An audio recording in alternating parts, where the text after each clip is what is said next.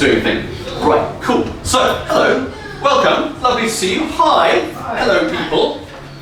My name is Nick. This is Ersatz Natterjack, spontaneous storytelling man machine. Yes, those things that I wrote somewhere. So this is entirely going to be storytelling. There is no plan for this. I don't have a pre-written story that I'm then going to try and remember because my memory is shocking. Hence this lovely notepad here with which I'm going to attempt to keep track of salient details of the story, which otherwise I'll forget in mere moments. I should also mention, importantly, I got hit by a car yesterday. However, since this isn't a stand-up show, I'm not going to wank on endlessly about it. But if I fall over, that's why. It's good to be prepared for these things, just in case of any eventualities. So yeah, I think it's important to clue people in. And if I occasionally go, that really hurts, it's because a car struck me. I think it was I just want everyone to be on the same page, you know, because we're doing a story. Stories have pages, or at least pages do that I do. So I like stories. I like reading stories. I like writing stories. Do you all like stories? Woo! That's the right answer. That would be kind of shit otherwise. We're very disappointing and sad all around. So the way this works is I'm going to tell a story, but I will need your assistance. As mentioned, I have a bad memory, and I'm also quite lazy, and I've been hit by a car. So I will need your support at various stages. What I'm going to do is I'm going to ask for volunteers. I'm going to ask 2 people who will each hold a different book. Yes. And from those books, I will occasionally want like a word or a phrase, just a couple of words, something to fill in a gap in the story that I can't be asked to fill. This means the story will be bent and twisted, deformed, and redirected by the words from the stories. The 2 books that I have chosen are, one, a pamphlet called Enlightened Despotism by Fritz Hartung, which is very good. I think you'll enjoy it. Classy bit of text. The other is the Hardy Boys Survival Handbook. I don't know if you guys read the Hardy Boys when you were kids. They are, I mean, they're not good, but they're great adventures with a pair of bizarrely ageless boys who everyone tries to murder. It's very odd. But this is a survival handbook, which is all about how to, well, as you would imagine, how to survive in different contexts, including in the desert, in the ice. This is from here that I learned that you can chop up a tire and make a fire from that. You also need fire, which is fine. It's probably useful. For example, when you're in a crash, leave the vehicle immediately, but stay nearby to be easily seen from the air. It's good shit. Right, so, who would like to read from Enlightened Despotism? Oh, just went over. Now, do be sure you can actually, motherfucker, should not have jumped off the stage. Do be sure you can actually read it in this light. Yeah, you got skills? Sweet. Would someone from this side take the Hardy Boys Survival Handbook? Who feels bold? Gentleman in red or orange, I'm not sure. My colour sense is it red? Good. As long as it's not like blue-green, there I do get a little bit hazy because they're very similar. So the way it will work is that I will point to one or the other, loosely to one side or the other. I'm not going to try and zoom in on you, that would be weird. So if I was like, let's say, my name is Frank Knuckles. Frank Knuckles. Oh, God, that's a good name. Unless we haven't begun the story yet, otherwise that would be really useful. Alright, so we went to Frederick. Frederick, a fine man who lives in a field. For example, don't feel that the words you're giving me need to make sense with what I'm saying. That's very much my problem. And the extent to which you pick random weird words and phrases, up to you. Don't give me anything like about 4 words because I won't remember it or be able to say it. So that's basically the dealio, as the young'uns say. We need a couple of things though to make the story work. Sharply timed. There are a billion forms of stories. There are many different ways of telling a story. There are many different people who tell stories. We might refer to those as genre, as style, all those sort of things. I'll need, in order to begin, like the genre or style of story you'd like to hear. So like I've done a lot of detective stories, so I'm probably not going to do a detective story. That seems to be very much upper on people's minds. But strike it from yours, it's dead. There are other forms of stories that are like westerns, romance, erotic thriller. Who knows? There are all sorts of odd things. What sort of genre or style stories do you guys enjoy or want? Historic realism. Historic realism, fucking hell. Well, do you agree? Do you want a historically realistic story? No. Bad idea. I think I vetoed your story idea last time. It's a series of terrible things. What genres of story? What sort of kind of stories do you enjoy watching on film and TV? Horror. Horror. Ooh, horror's juicy, isn't it? All right, good. Horror is a fine place to begin. Sure. There are a lot of different kinds of horror, though. We have the interminable, endless Stephen King version of horror, which has 1,000 more pages than the story deserved or required. We have old, creepy stories of horror. We have, like, Edgar Allan Poe. And it's not going to rhyme. Let's not go with that. Those sort of creepy things about, fun of like walling people up and stuff in houses. That's kind of cool. We have modern, I guess, torture porn. We're not going to do that. But somewhere like in the middle where bad things happen to good and bad people. That seems to be a hallmark of modern horror. That is all good. So horror, we'll go for. We have a year to inspire us. 1973. 1973. That's a good year, isn't it? I bet things happened on that year. What are 3 things that happened in 1973? For reference. Petrol crisis. Petrol crisis? Oh! Could you get any cooler? Petrol crisis? Ooh, that's going to be good. A new Anything else? series of the 2 Ronnies. The what, sir? A new series of the 2 Oh my Ronnies. god, the new series of the 2 Ronnies. That's going to be unreadable. Series of... Fuck me, that's awesome. Of 2 Ronnies. And one more thing that happened in 1973 that someone on this side must Apollo know. 18? Sorry? Apollo 17? Apollo 17? Was that a good one? Did they all die? Golf? Wait, it's the space rocket that played golf. Awesome. Apollo 17. Yeah, that begins with an A, not an L. Apollo 17. I mean, that sounds exciting, doesn't it? I'm going to assume it's one of the successful space launches, not one where they all got immolated on the launch pad. Because that would be sad and a short story. Alright, cool. One more thing. The name of a main character, so I don't have to think about it. Frank Knuckles. Yeah, Frank Knuckles. Was it Frankie Knuckles, wasn't it? Did it be left-handed Frank Knuckles? Oh, that's too complicated. That's too many extra details. Yeah, that doesn't say that. That's fine. Fuck it, let's begin. 1973. We shall set the scene carefully. It is let's put ourselves in Staffordshire, a grim county, whose only real claim to fame is once producing pottery and toilets. It's a very exciting place, Staffordshire. So have you ever been there? Anyone been to Staffordshire? Yeah. Yes. Sad to hear that. I grew up there. I'll not return. 1973, Staffordshire. A lot of things had happened in Staffordshire. Rain had fallen. Sun had come out, snow had come, the birds had returned from winter. They had spent the winter in the south of France, having a lovely time. A whole squadron of geese flew overhead, mingling with ducks and tiny blue tips in the sky as they swirled down from the heavens towards the county of Staffordshire. In the middle of the county of Staffordshire there is a place called... The very next monument. Called the very next monument.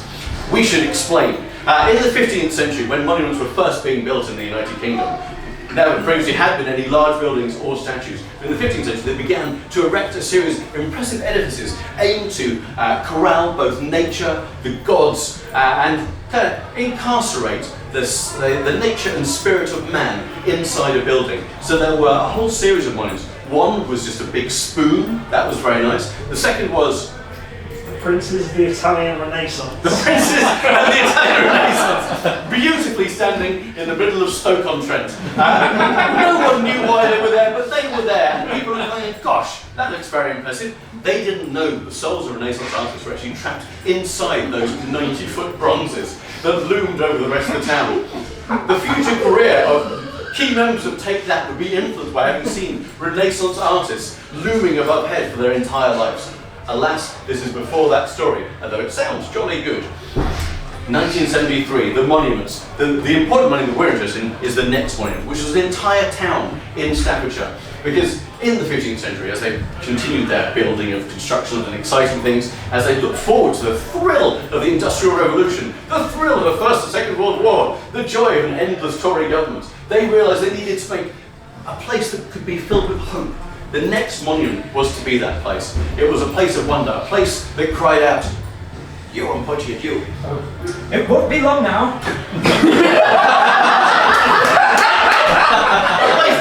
It won't be long now. We'll finish it one day, honestly. You see, it was the last one of the great unfinished towns of the United Kingdom. Staffordshire has more unfinished towns than any other county in our gorgeous isle. Derbyshire's a close rival. They have 93 unfinished towns. Staffordshire has 96, which is very impressive, including, very importantly, the next monument. We're going to write down because I'm definitely going to forget that.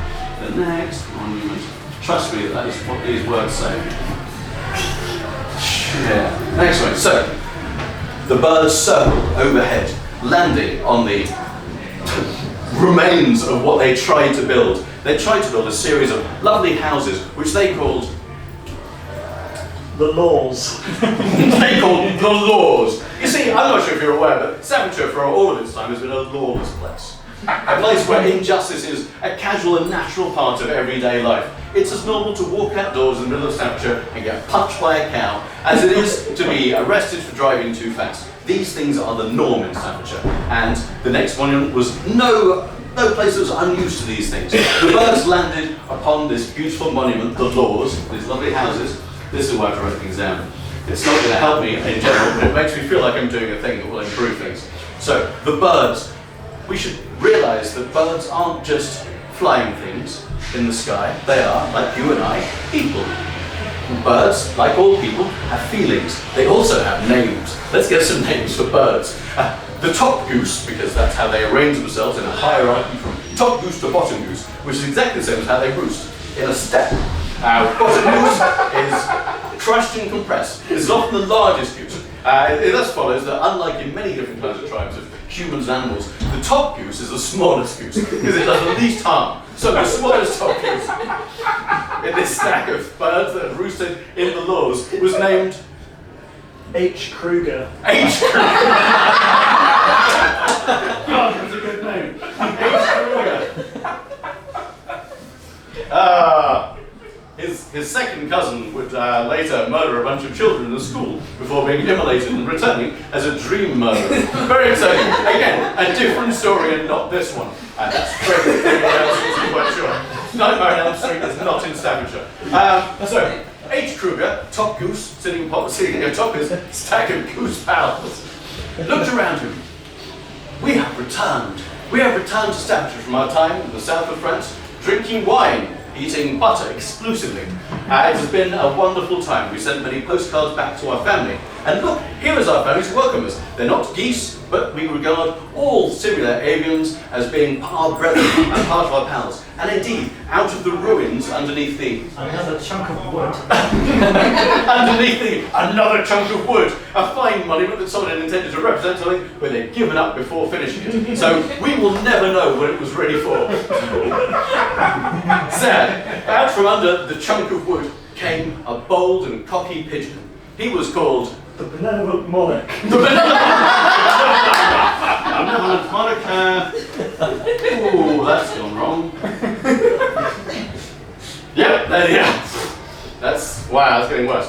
The benevolent monarch was, as you might imagine, the benevolent monarch of this lovely town, the next monument. He was actually recognised in the international court as the rightful ruler of the land. You see, as we know, any monarch, any king, queen, prince, princeling, possibly dukes, who knows, are infused with God's love, and God has set them on this earth to be in charge of a town, village, small country, any of these things. It is the divine right to rule that allows even a humble pigeon like benevolent monarch to rule with an iron fist. He was cocky for a reason.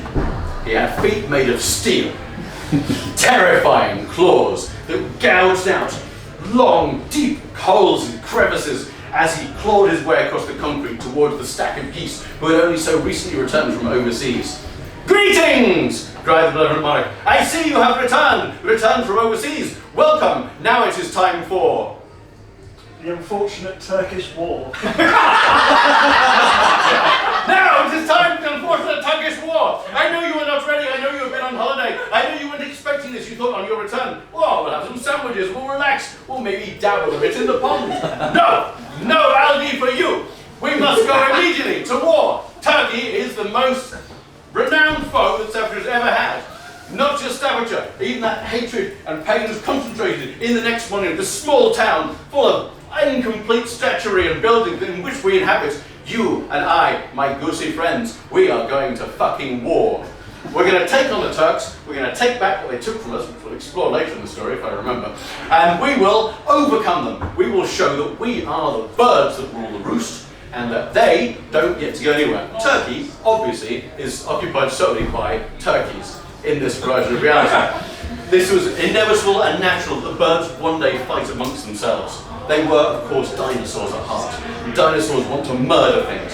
A dinosaur is not just a lizardy type thing with feathers, but it is a way of life, a way of living, a way of thought. And even a pigeon, even a goose, they know that deep down they used to be gigantic sauropods that would stomp on smaller mammals. With no further ado, benevolent monarch swept a wing into the air, and as he did so, The force of the hydraulic. the force of the hydraulic lift rumbled all the way through the town of unfinished of the next monument.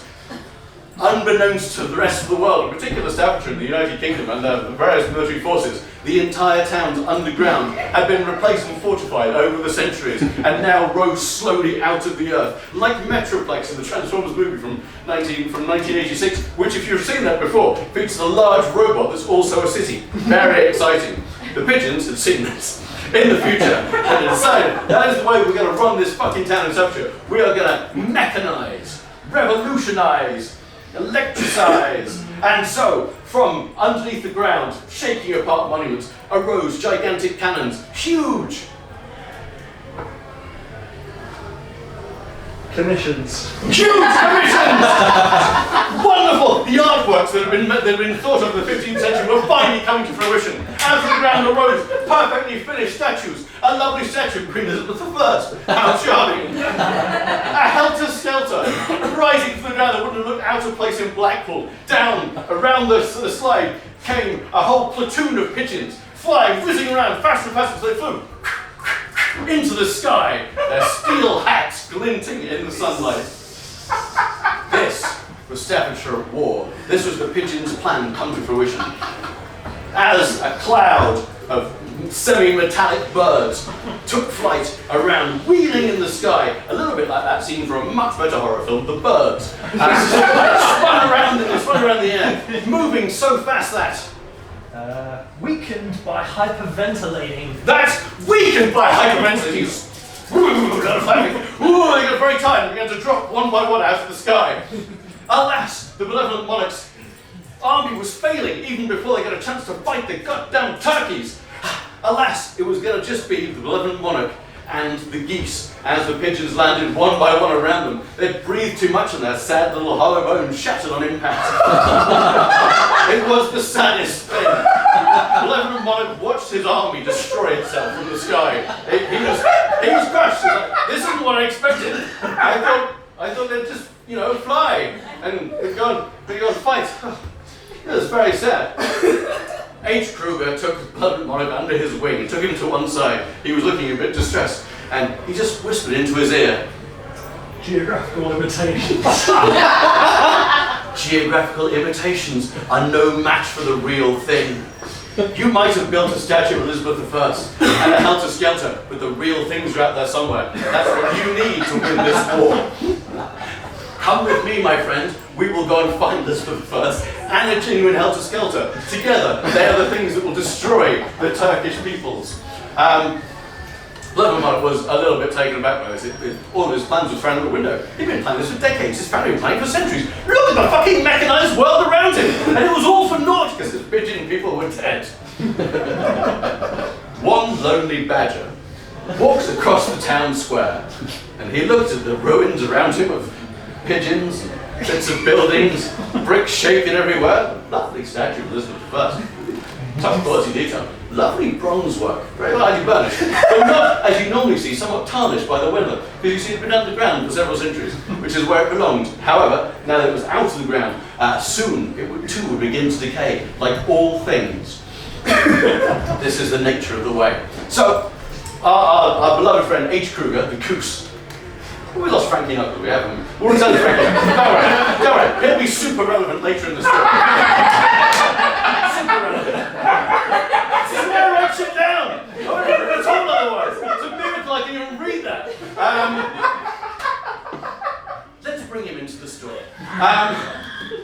So, H. Kruger, our smallest goose friend, brought Love Monarch just across the town square, past this badge that was looking like they were all fucking nuts. And said, let's just sit down in this lovely cafe here. It's a cafe called Stinky Stove. Stinky Stove!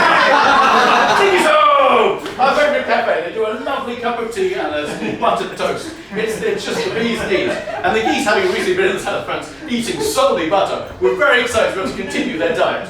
It was very good. So they went into the Stinky Stove, and in there, the proprietor, one Frankie Knuckles, Yes. fucking hell, saw the guy and said, "Oi, lads, you seen the spaceship? You seen the spaceship on the telly? Have you?" And I went, "No, we're currently contemplating war with the Turks. We are distracted. We have many other things on our minds." Frank said, "No, come sit down. I'll make a cup of tea, some lovely buttered toast, and why don't you watch the news while it's happening? You're so engaged in your warfare and your desire to murder turkeys that you're not looking at the bigger picture. Why not reflect on what your role is in the world? Remember, you might be dinosaurs, but dinosaurs have to change to and evolve with the times. Your weird underground metallic city has not been what you dreamt it was, has it?" London Monarch was forced to admit that no, it had not. It had not met his expectations. His dreams had not quite succeeded where they hoped they would. Frankie Knuckles was unconcerned by this. "Yeah, you sit down there." He continued an odd, semi-mocking way for a while. No one really knew where Frankie Knuckles had come from. Let's just do a flashback. Frankie Knuckles' parents were born in Swindon, a charming town that was renowned for The bourgeoisie. the bourgeoisie. Frankie Knuckles endured 20 years of middle-class living in Swindon. He was treated with an education. He was allowed to have toys. He even had a yo-yo. His father drove a lovely brown Lada. It was a beautiful car. Are you familiar with Ladas? Lovely Russian cars. They look like shit, but goodness me, they warm up fast. Which is very useful in Swindon, which, as you're probably aware, was in the grip of an ice age from 1812 to 1983. It's only recently emerged from that, which is ahead of the story that we're telling, but we can flash forward a little bit to just examine the floods that spawned forth as Swindon melted off and everyone saw what an absolute shithole it was. Frankie Knuckles escaped at the age of 20, however, from Swindon, realising that the middle class life was not for him. He wanted something more. He wanted to go where the real people were, where the normies were. Where are those working class fellows that I've heard so much about? He headed for Staffordshire, of course, the home of the potteries and not much else. When Frankie arrived, he found a small, totally abandoned town. And he realised he'd spent so much time in Swindon, surrounded by his middle-class pals and the bourgeoisie of his family, that he could just find himself, just in this weird town that populated only by birds and empty buildings. Maybe this was where he could, be himself. So he built himself a cafe, the Stinky Stove, a place where he could explore his nihilistic dreams and the strange things that happened to him when he slept, such as Signal mirroring. such as signal mirrors. In his dreams, he saw himself as a survivalist, someone who could not just move from Swindon to Staffordshire, but could maybe survive in any environment on God's green earth. He'd probably be fine. He was, a strong child of the bourgeoisie, and even though he rejected many of their values and gone to work in a cafe, he was still pretty confident that he could take on the man, should the man turn up and want something from him. It's unclear what the man ever wanted, other than to oppress him. But he'd lived his time in the Stinky Stove quite happily. His favourite thing was Prussia. so everything was Prussia, a now non-existent state that he admired very greatly. Prussia had made a lot of mistakes in its time, but it had some good stuff too, such as The possessions of peasants. the possessions of peasants. And Frankie realised that that's what his parents had been all about. Just taking other people's property and making it theirs. This is the nature of the bourgeoisie. Money rises to the top, it does not trickle down. This is a joke, which we have repeated oftentimes. One gathers money, one hoards it, one stacks it in a small space in your attic and surround it with bricks so that eventually it just looks like it's part of your house. And people believe that it's yours because it's in your house, so it must be yours, right? It must be your gold. But it isn't, it's Liberty and equality. it's liberty and equality shat on. That's what money is. It's a crushing world out there. We've been strongly affected by the socialist clown show we saw this afternoon. Nonetheless, so, God damn you, Lee.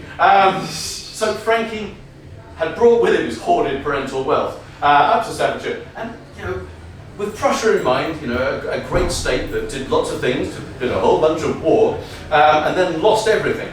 He was prepared to invest everything that his parents had gained, all of his own ill-gotten gains from selling buttered toast to pigeons and other birds. He was prepared to do something with that. So, look, you, Mr. H. Kruger, you benevolent monarch, you look like you're in need of funds. I have funds. I have what you might think of as a nest egg. It's not a nest because I'm a human, but it's an egg. It's not an egg.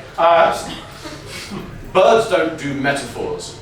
Before we go further, we should make that plain. So, the description of a nest egg instantly put the birds in mind of, oh, this is where our children will come from. This will be the egg that I keep in my nest in case all the others die. The one egg that I can return to, crack open and find a baby inside. You're like, no, it's not, sorry, it's a confusing human metaphor for, yes, it's the stuff that you keep. What does it mean as a metaphor? What is a nest egg? So we have a nest egg. We retain a number of things we refer to as a nest egg, so that in future, when our nest explodes, we still have things in it. Maybe the term nest egg doesn't mean anything. Maybe we've invested with too much deep meaning underneath its bare, simple words. These are all things that Frankie tried to explain to the birds. They didn't care. They wanted a war. Frankie thought he would spend some time later writing a small monograph about what the term nest egg might mean. He published it some 20 years later under the phrase nest egg. What's that? And it did surprisingly well. One of Watson's bestsellers for nearly 22 years. Very exciting. Anyway, that's Frankie's backstory. So he was prepared to gift all this money to benevolent monarch and H. Kruger so they could prosecute their war against the Turks. A war that was plainly just, needed. Have we explained why he wanted to go to war with the Turks? No, I don't think that's come up yet. Maybe it will. Very exciting.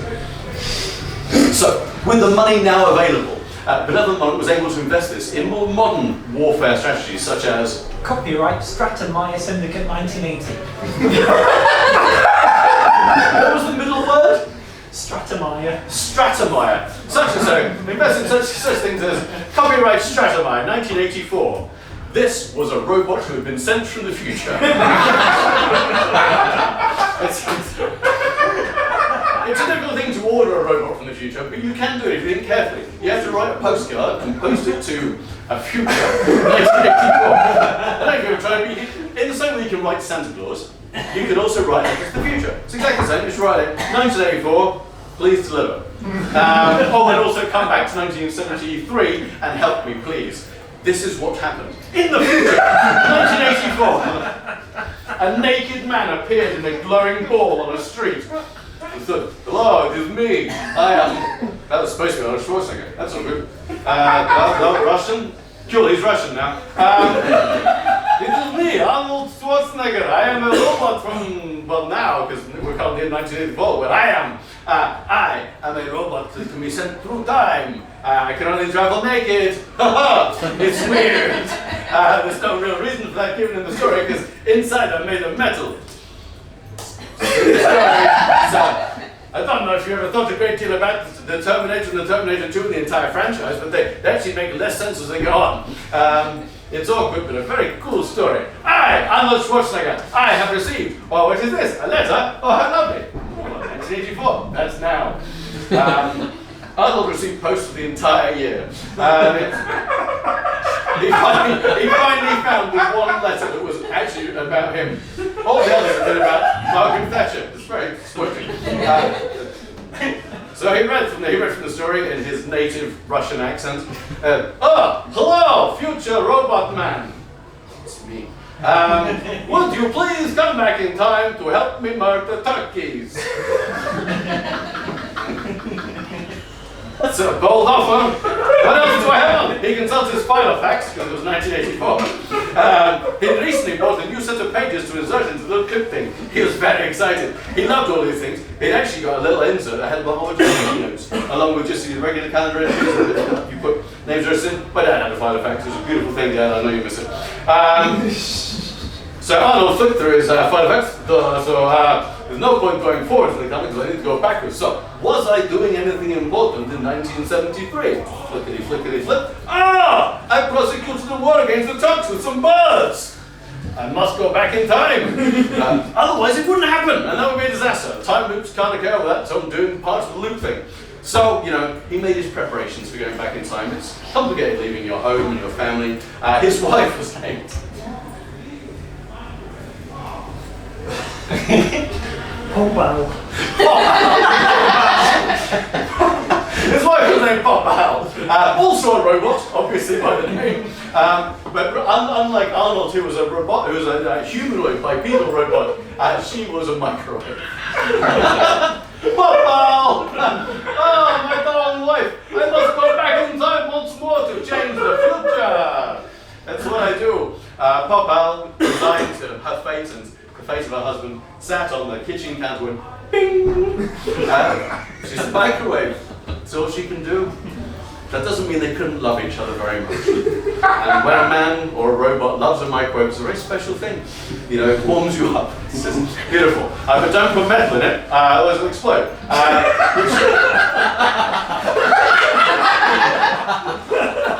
So they never had sex. Which is very sad, but who wants little robot babies running around? No one does. We were about to have that anyway with the weird little Toby robots running around. Oh, very bad. Anyway, so Arnold explained the situation to Pop Al. She hadn't yet exploded. Because that was it. I think it was going to happen in the future. When he returned from a successful mission, I thought, I will celebrate with you, my wife. Ba-bing! And, well, it's a very sad story. But you can imagine how that part goes. The funeral was great. So, the funeral for Pop Al. You might be surprised that there was a funeral for a microwave. But there was! So it's a few years later, it's 1984, obviously. Microwaves were relatively new. I'd only recently discovered that if you put a pot of yogurt in with a little bit of foil still on the lid, it will go bang. Sorry, that's what happened in Kirby Lonsdale. Apologies. But at the funeral, there are a lot of people at the funeral because Pop Al was pretty popular, as was Arnold. At the funeral, there was order of service. It was presided over by the local vicar and a man called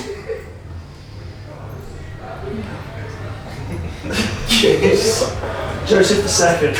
God damn it, there had only ever been one Joseph previously, and he was Jesus' dad. This was the second one.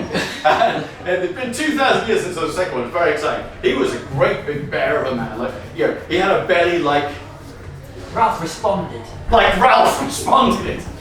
He was a famous singer at the time.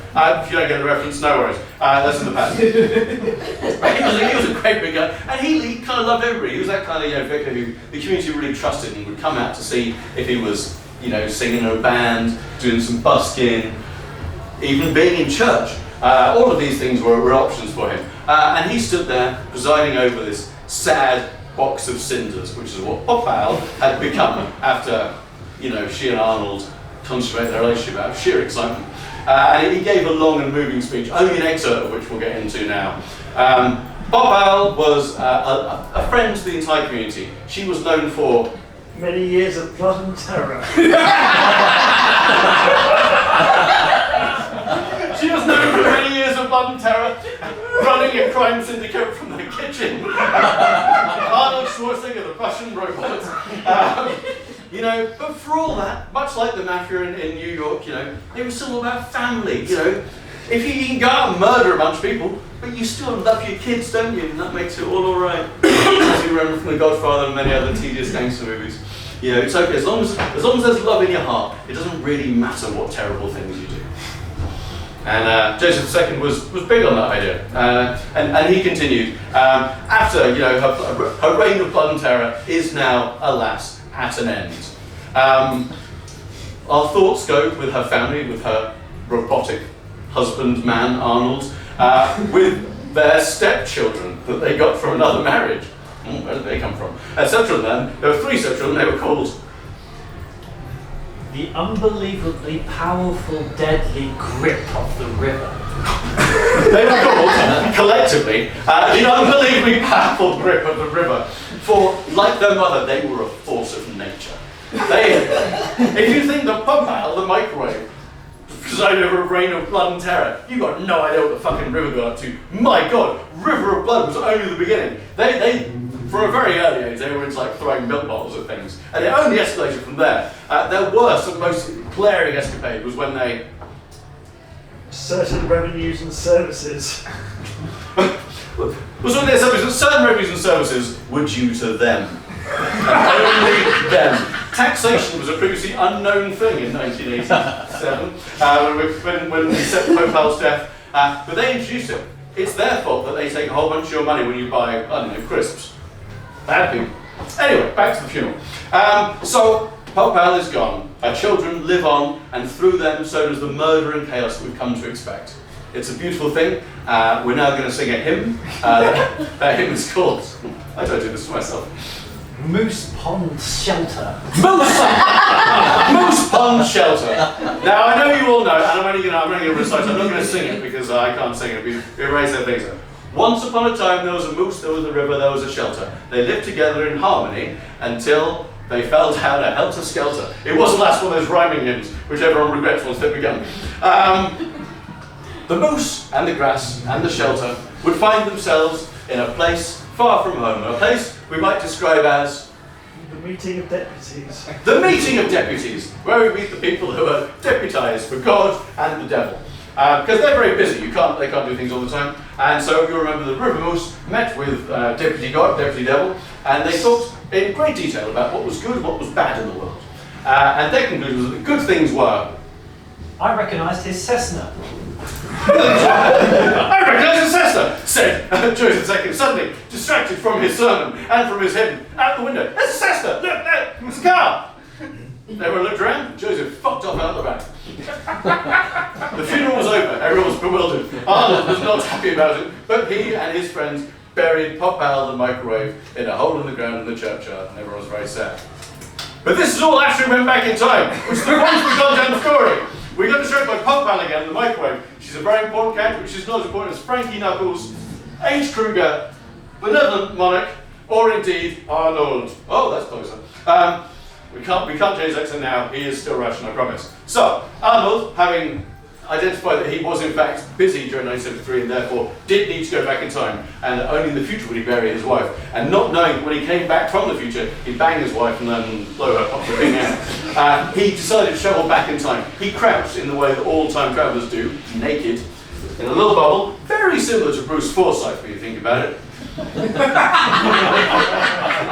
An unconscious influence on James Cameron's movie making. How confusing.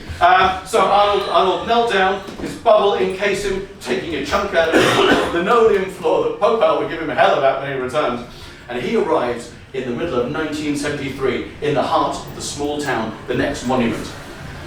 His arrival was preceded by Frederick's death. Frederick's death, but only just. You see, alas, Frederick was standing exactly where Arnold was arriving. So, as Arnold's naked, crouching form emerged from the wibbly-wobbly nature of time, Frederick exploded into a rain of blood that scattered down all around Arnold. Arnold, of course, had no idea any of this had happened. He just thought he'd arrived somewhere particularly grubby. But no, all around him was Frederick, a character who may or may not have previously featured in the story. Was he important? Maybe he was. Who knows? We'll never know if Frederick could have turned the tide of the war against the Turks. Because he was gone. He was dead. He was just little bits of bloody water. Very sad story. A lot of people dying this so far. Arnold rose to his guys and said, "Oh, I've come back from the future. You might be expecting me to be Austrian. I'm not. No, that's a Hollywood thing. It's in the real world. I'm very, very Russian. But I'm here to help you. You must be Frankie Knuckles. I got your letter. Thank you. It's a very good letter. I'm Arnold." Frankie, Benevolent Monarch, and H. Kruger were delighted. I realised that we began this as a horror story. Don't worry. That's also coming back. Probably. So, who am I here to kill? That's what I do. I'm a murderer, but I come to time, I kill things, I disappear back in time. Hey, it's kind of fun. Frank went, well, these birds here, there's top goose, H. Kruger, no relation, and also, well, second cousin, but so a relation, but not direct, not very direct. And by cousin we mean like second or third cousin twice removed. It's complicated relation. Anyway, you don't need to know that. This is top goose, and this is top pigeon, benevolent monarch, and they need your help. Arnold turned to the birds. Hello. Hello, birds. You might be small and feathery, but I sense within you kinship. I sense within you the power of the dinosaur. I see your hearts. I see you beating your chest. You look very nervous. Don't worry, it's okay. I'm just here to...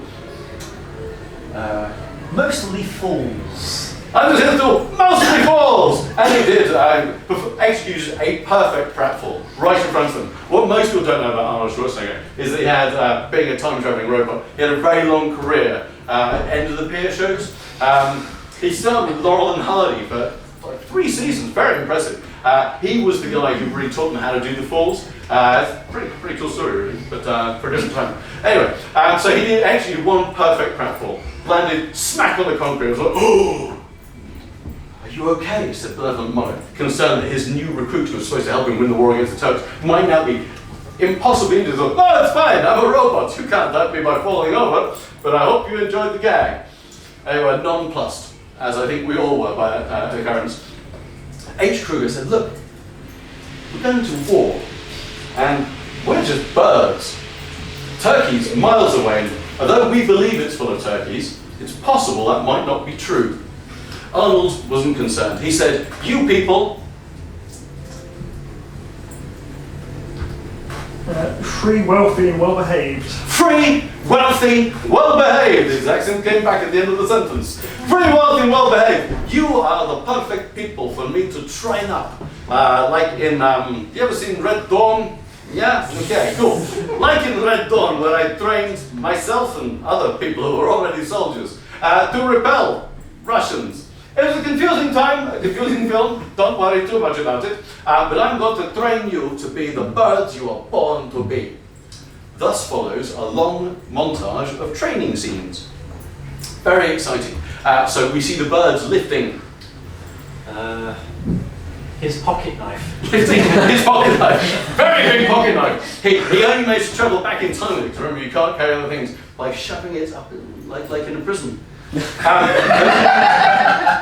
you don't travel without a pocket knife. Well, can I travel through time without a pocket knife? You need to be prepared. And he was, after a brief robo-shit, he was able to ride this pocket knife, very heavy pocket knife, and the birds trained with it, lifting it above their heads using their wings, which don't actually bend that way. But they learned to bend that way, because inside those wings was a core of steel, a core of iron, war-loving lust, that they were able to weaponize into doing really impressive reps with a penknife.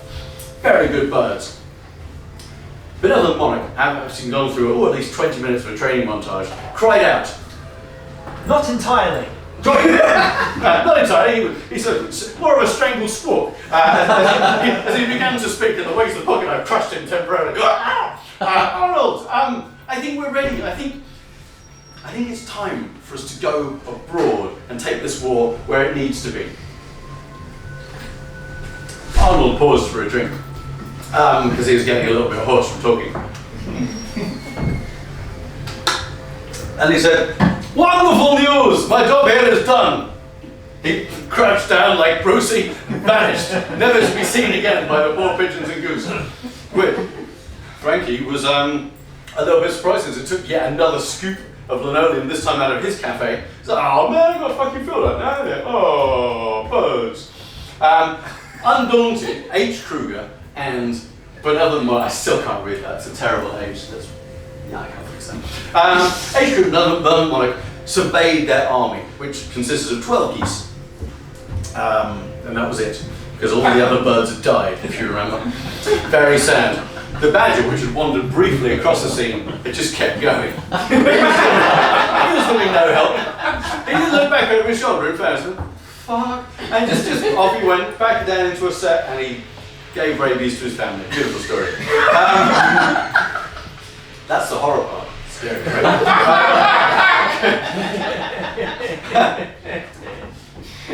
They hadn't been paying attention to the television, which was on behind them in the cafe, the Sinky Soap, the whole time. On that, there was a remarkable thing going on. We'd been to the moon before in a year, and other rockets had gone up since in subsequent years. But this year was the year of Apollo 17, which sounds a bit like a chicken when you think about it. Apollo 17! And no one knew that rocket was in fact stuffed with birds. Terrifying. On the launch pad in Houston, where such things occur, the astronauts have been ready to go. So there was a pair of astronauts supposed to go up to Apollo 17. Let's give them names to make life more difficult. The first was called Margrave Charles Frederick of Baden. Margrave Charles Frederick of Baden, a lovely town where Baden Powell came from. So very, you know a lot about the Scouts, which is nice but not relevant. Not relevant for this story. So Margrave, and also Illustrated by Leslie Morrill. Illustrated by Leslie Morrill, which is an unusual name. So usually illustrated by just cramped down to illustrated by. Leslie was her middle name, of course, and Morrell the surname. But illustrated by became kind of a moniker that other people would recognise and would know what they meant by. Illustrated by and Margrave were due to get on board the Apollo 17 rocket and go and chill in space for a while. Space is big, very big, as you remember from other better books. It's a lovely place to explore and investigate. There's not much out there. It's very quiet, very peaceful. They were both coming out of pretty awful divorces, and so we're quite keen on having some quality time together to forget about their lives. It was going to be pretty cool. So yeah, they were ready. They were suited up. They were boots up. They were all going, yeah, let's go to space, man. Very in American accents, obviously. And they were ready to climb into their space house. It's called rocket. Good. Space house. That's a word thing that didn't work. They were ready to climb into their space house when from behind them came a noise like. Mothers suckling their children. Like mothers suckling their children. Awful suckling sound of like loose lips, flapping gums, liquid dripping as if from the ceiling in some awful dank cellar, like Rock City on a Saturday night back when you could still smoke in there. Oh, it's horrible. This is black liquid. This is the horror scene. Dripping from the ceiling. Awful sound. They stopped. Margrave and the other one, illustrated by stop in. I should have written those down, but I don't know what you did. Margrave, illustrated by. Yeah, good. Margrave, illustrated by. Stop. What's that now? What's that noise? Said illustrated by, but in an American accent. Margrave responded in another American accent. I don't know, but it sounds like mothers suckling their babies. But that can't be right. We're in the middle of nowhere. This is Houston. It's all desert and fire and shit. That's what we do here. We're getting ready to go to space. Well, let's just double back. Just have a look inside that dark doorway behind us that we came out of. So they did. They went back there in their American accents and looked through the doorway and were set upon by chickens! Terrifying chickens! Hundreds of them. They just tumbled out of the darkness. Feathers, wings, flying, fur, a beak, an eye, a bit of comb. God knows what they've been doing in there. Like some kind of ravenous sex pest having a great time in a room. Sounds cool, but not so cool for Margrave and illustrated by. No, they were torn, skin from skin. Their nails pulled out by the vicious beaks of what are those cool little birds? Those cool chickens. They fancy things. Silkies. Oh, the worst of all chickens. So you may not be aware there's a hierarchy of chickens. I just think it's important in stories like this that we cut back cases and make sure we understand what the stakes are. Because I think it makes a difference for the story. So there are loads of different kinds of chickens. I know they all look alike, but they're not. They're different. They're all people. As we went into before, they're all dinosaurs. They've all got their own things, their own desires. At the bottom you've got ordinary chickens. At the top you've got silkies. That's it. I just thought it was important to recap that before we went on. Silkies are the bad bitches, right? They come armed with. Oh, great. Hubcap dry. They come armed with hubcaps and Patry? Dry. Oh, dry. And dry ice. To make a more dramatic entrance. Usually, in Silky's going, you hear this clang, clang, clang. And the room fills up with mist. It's like a cool discotheque, and yet it's not just full of murder birds. Silkies that leap forwards, claws extended, and as happened to Margrave and illustrated by in their sad American accents, they were ripped. Flesh from flesh, sinew splashed across the ceiling, if that's a thing that sinew can do.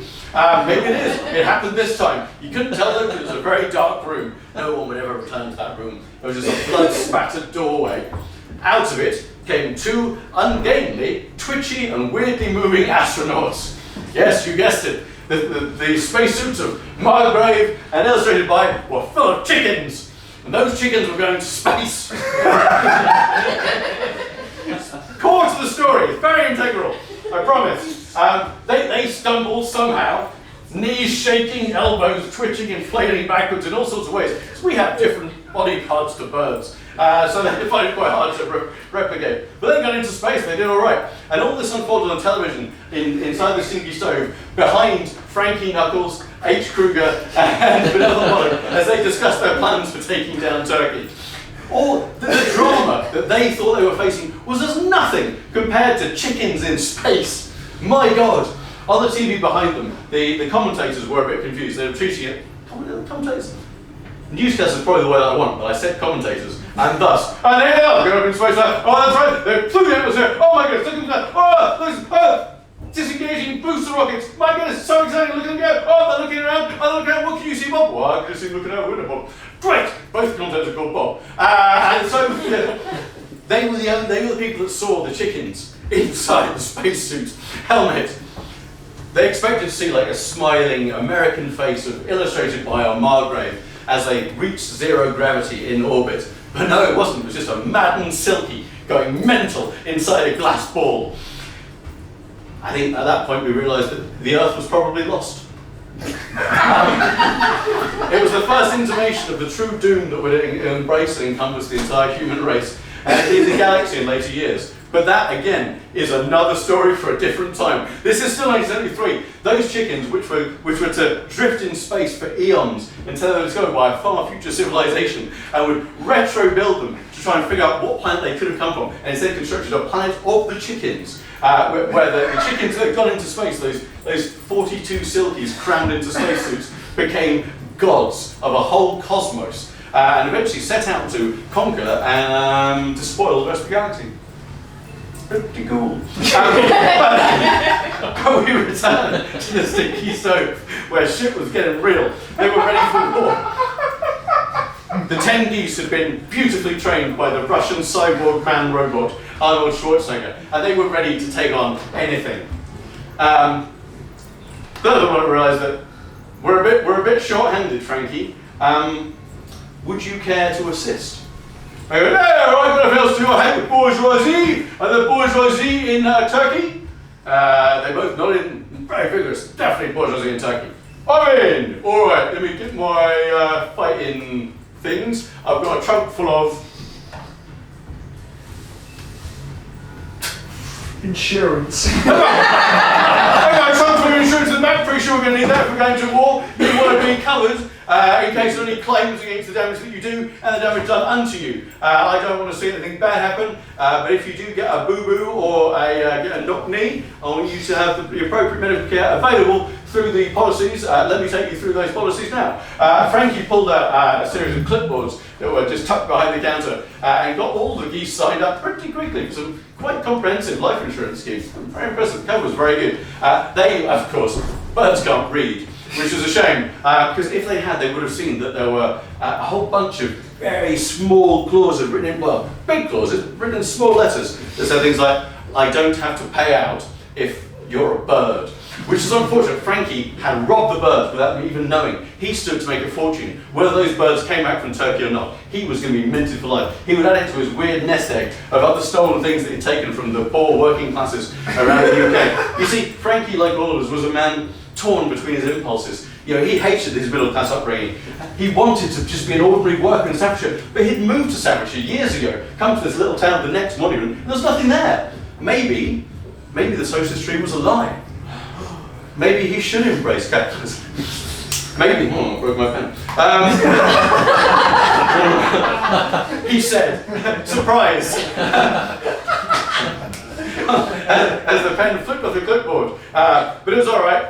Benevolent Monarch had already signed. It was going to be fine. He was going to make a fortune out of this. So together they went to war. Now Turkey's a long way. It's quite hard to get there. Geese fly regularly. Pigeons, not so much. Frankie packed them all into a suitcase. It was quite hard work. It's quite hard getting geese into a suitcase, even when they know it's in their interest. But who wants to get in a suitcase? Not geese.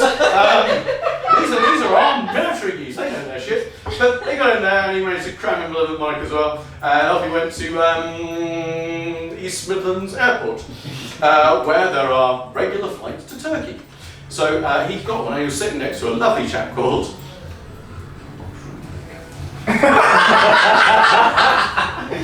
Louis the 15th. Louis the 15th, less cool than the Sun King, his son, but still pretty badass. He wasn't yet murdered by the French peasantry, so that was good. So they sat together on the flight, and yeah, they watched a great new film that was very new and a bit early. They watched The Terminator, which had travelled back in time to be on the television screen, which weren't in airplanes in 1973. Pretty good flight. Anyway, they got to Turkey, and you know we are running out of time. They got to Turkey, and they obviously got off. He picked up his suitcase of battered birds from the carousel where those comes out, and he said, You two can learn how to deal with disaster. he said, you too can learn how to deal with disaster! Hey, we made it! Welcome to Turkey, lads! Without even leaving the concourse, he slammed the suitcase on the floor, and birds erupted from the suitcase. It was like Absolute power.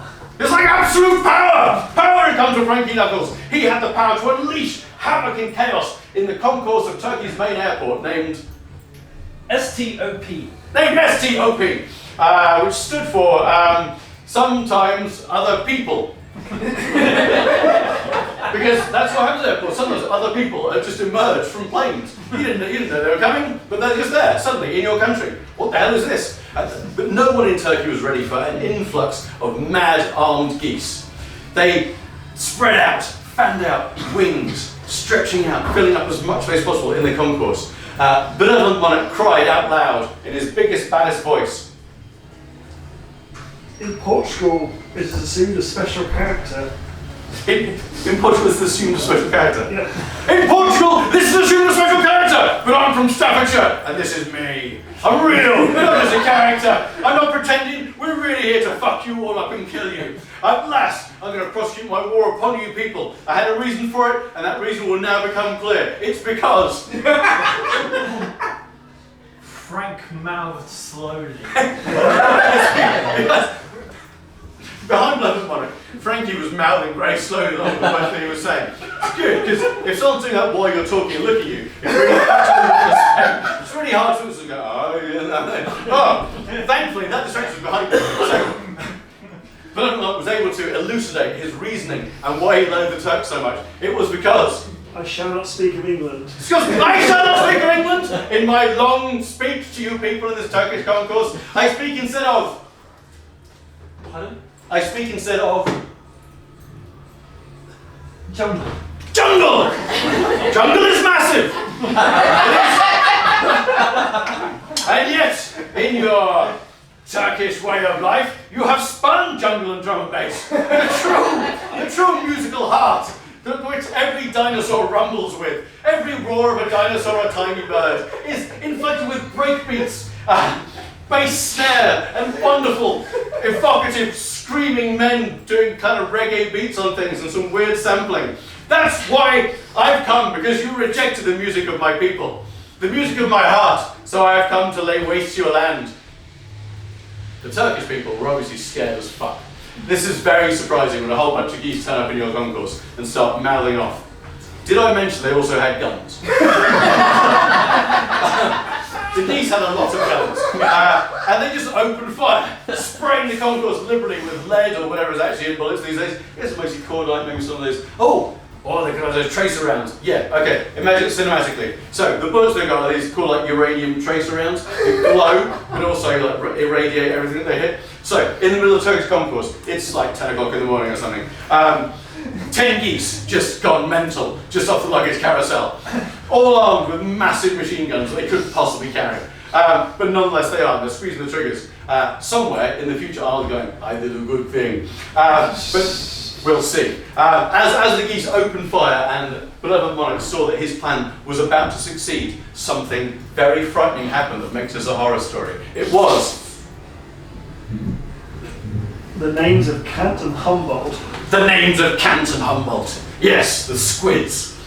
We're familiar with the Humboldt squid? Very big, very scary, lives very deep down. Well, no one was expecting it to erupt out of the fore of the Turkish concourse. Just at that moment, seizing both benevolent monarch H. Kruger and his entire team of geese, it wrapped them in his massive tentacles, the little suckling shaking, making an awful noise like the suckling of babies at a mother's breast. It was a nightmare. It was like the chickens were back again, but it wasn't. It was a squid. Isn't it weird how animals all make the same noise? But it's true. Same way they all taste like chicken, they all sound the same. The squid grabbed them, dragged him towards its beaky maw. As he was going, the one went, he's got a beak. I wonder if he's also a... but no, he was crushed. And the Humboldt squid disappeared into the ground, leaving Immanuel Kant standing next to him. Well, I did not expect that to happen. No. That should have been what Arnold sounded like. This is a great big surprise. Was a philosophical ideal being expanded? Frankie, of course, had survived. Yes, there was a big fight over whether the jungle was good music or not. And I said, I don't know what that is. I died 200 years ago.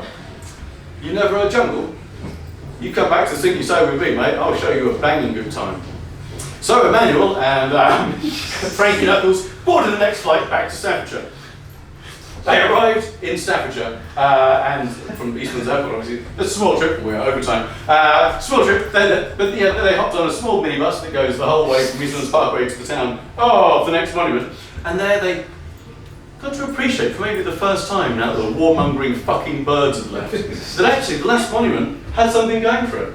Sure, there were weird mechanised portions of this that had erupted out of the ground. Sure, there was a big statue of Elizabeth I who we said we were going to go and find for real, and we never did. There was a hell skelter, we never even went looking for that. And yet, they were like, yeah, this is the place. Behind them on the TV, the chickens had turned the spaceship into an awful den of chicken shit and was about to head off into deep space. Looked at each other and said, well, cup of tea. Emmanuel said, yes, that would be very nice. And that is the end of the story.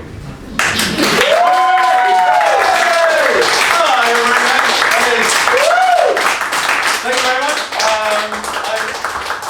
I've been babbling with you constantly for about an hour now. Thank you for your patience, thank you for your tolerance. Thank you so much for reading words from books. Thank you for coming to support live events where people can't be asked to learn script. I really appreciate that. It's very hard work and I don't want to do it.